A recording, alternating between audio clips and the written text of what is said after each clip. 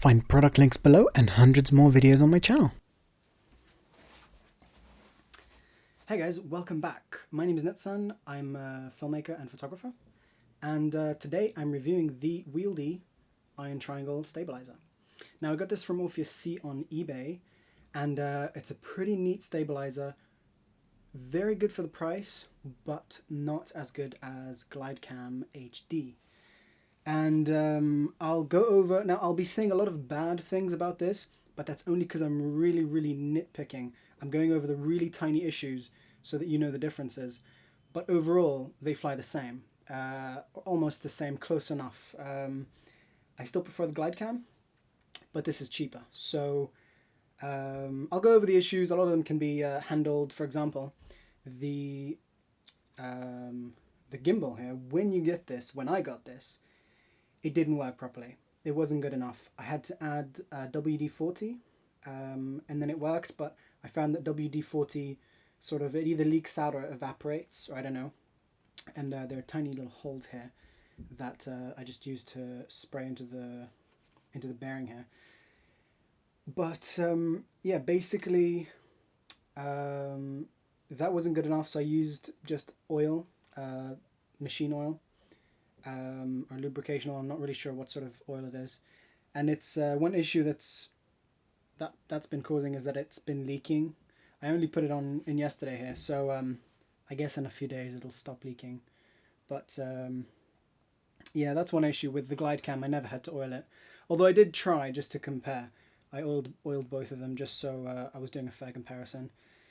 And yeah, the Glidecam is just a tiny bit better. One issue with this is that I find that this is a little bit too it's a little bit too thick, and the only reason that this is flyable is because the weights are really far apart, which creates sort of momentum. So you have to give it a little bit more push here before it starts moving. If these were closer together, you would feel more of the shake from your fingers, and you can see it on screen. So you have to have these extended when you fly. You have to have these extended outwards, because you could have them just up to here, and that won't fly properly. Which is one of the main reasons I don't like the Wonderland stabilizer. It's really nice. It's built well. I think it has the same gimbal as this. At least it looks the same. But the weights are really close to the pole. So I've got this on here with an K500 with a little lens, but if you wanted to fly something like a 5D, it's much heavier. I mean, I definitely wouldn't want to just hold it out like this for a whole shoot if I was flying with a 5D. So the Glidecam HD 1000 is a little bit lighter, which makes it just a tiny bit nicer to fly with a heavy camera. In fact, it makes it nicer to fly with a light camera like this as well. So that's another reason I like the HD 1000 better, but again, this is cheaper. So on a budget, this is probably what I'd recommend. They've got this Velcro on top here. I think they imagined this would be used with cameras the size of very large babies, because the platform is massive, and even for big cameras, I don't see the need for a platform this big. It's really overdone, and it's because they didn't think about the design at all. They've literally just ripped off Glidecam, which is, yeah, it works. It's a design that works, so they've followed it, they've copied it, so fine. The only thing they've done different is they've taken the gimbal out of the Wonderland, and this gimbal goes up and down, so you can adjust it from basically from right up here down to here. So that means that if you want to fly the camera upside down, you can do a little bit easier than you would with the Glidecam, but you can still, with the Glidecam, you could still do that. My hand is shaking already because I've been holding it up for like half an hour right now. So, but yeah, I mean, it's good. I mean, you can, right now it's not balanced to be upside down. It's balanced for straight. And I mean, I could do all sorts of tests like this, but I've posted an example of how well it flies. I could post some more, but yeah, I mean, it flies really well. Basically, once you get it set up, which takes a little bit longer than the Glidecam, because these knobs are a little stiff, and they're a little, for example, right now I'm not doing anything. It's got a lot of play in it, so I'd have to continue turning beyond that to actually make a difference to the balance. And yeah, I mean, the paint job isn't perfect, but again, you're getting this at a really low price. Apart from that, yeah, what I was saying earlier is that they didn't really think this design through. They've just copied a different design. Not that the Glidecam design is perfect, but it's since they just tried to copy it without thinking. I don't know. I think they could have done a better job if they thought it out a little bit. The quick release plate on here has no safety release, so with the Glidecam, when you undid these, they would the spring goes inwards. So I think so. Anyways, let me check. I'm pretty sure it has some sort of no, it doesn't go inwards. It allows you to clip it in and it holds. And so if you undid these, and you can literally just place the camera with this on top of it's two halves to this platform, so you can place the top half on top of the lower half and then clip these in place, and it acts as a sort of a safety thing, I guess. It doesn't make a big difference, just a thing they didn't really think out with the design of this. They've got Velcro on top of here, and on the Glidecam there's nothing. And I mean, if they'd put Velcro on everything, it would have been good, but I've had to take other pieces of Velcro myself, because as you can see, the way I've set this up, it's only touching one of the Velcros on one side, so I had to put some other little pieces of sticky Velcro in the middle so that the camera wasn't sitting a little bit sideways. And what you could also do is you could just pull this Velcro off, the sticky Velcro off, and just use a piece of rubber or silicone or something in between your quick release and the metal platform here. Apart from that, what else? A little bit heavy for my liking, but it's not too heavy. It's slightly heavier than the tiny HD 1000, so I think this is actually slightly lighter, or the same weight as the larger Glidecams. And let's see, what else? Flies pretty well, like I said. But let me show you just as a comparison. I'll switch to the Glidecam.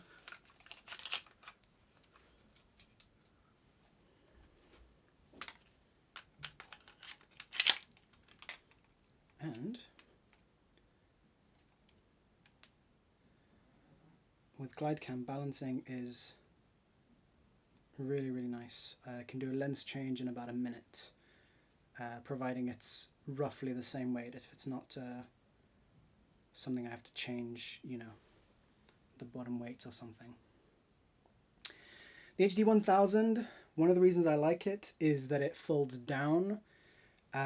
It can really easily unscrew, this piece unscrews and this piece unscrews, and you get something that you can just fit into a bag or something.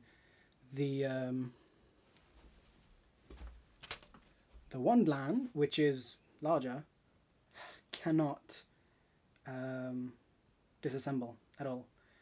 You've got little screws at the top here, and I figured if I just undid these screws, and I thought I could even replace them with little thumb screws or something, so that I could take it apart on a chute and assemble it sort of in the field.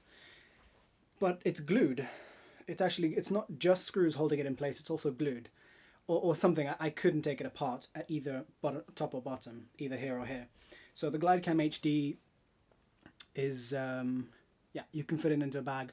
For me, it's a big plus. But it's not that I'd be unhappy with having to carry an extra bag or something. I do that anyways.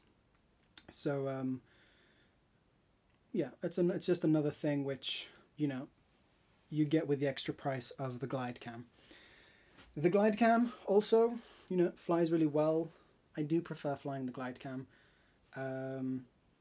One of the tests that you can do to see how good the gimbal is, find out if it needs oiling, is you do a full turn, and the Glidecam should stay, it shouldn't turn by itself. If it's not oily enough, once you've finished your turn, you'll see that your camera's still spinning. And it's because there's too much friction in here, and so the movement of your hand around it is pushing it. Now I've actually used the wrong oil here, so I've actually added friction to my Glidecam yesterday. I used to be able to do a really perfect circle around it, no movement whatsoever. So that's my fault. With the Wandlan, it was really bad before I added oil. Once I added oil, it was the same as what you see now. With a really heavy camera on here, it'll be a little bit more friction. But I tested both with both a light camera like this and with a 5D, which is heavy, yeah, they both work fine. But if you see the difference between this and the thickness here, it's I really much prefer being able to control the Glidecam from this thin point. And it's a little bit lighter as well, so I can hold it for longer. Because sometimes I do have to hold, you know, a Glidecam for like an hour. You know, a wedding or live music, anything like that. So for a lot of my work, because I have to travel, I don't take a vest with me. I don't actually own a vest. And so I do have to hand hold these things. Now, I'm going on for a while now about these things, but I'm just trying to give you all the information I can. Overall, I think I've covered everything. Overall, Glidecam wins for quality, but they're both usable. And obviously, the Wieldy wins for price. And I like them both, but I will be keeping the Glidecam. And this will be just, you know, if you're doing professional work, or if you've got the budget, you know, the Glidecam, that's what I'd say. If you're on a lower budget, no question at all, the Wieldy is your best option. It is the best, and I've seen a lot of stabilizers. It is the best option you have on a low budget. So, yep, I hope I've covered everything. If not, I'll add some annotations or something. But, yeah, hope this was useful. Don't forget to subscribe, and I will see you in the next video. If you have any requests, while I still have the Wandlan, the Wieldy, if you have any requests for like a specific sort of test you want me to, you know, post or anything like that, then do let me know. And yeah, see you soon.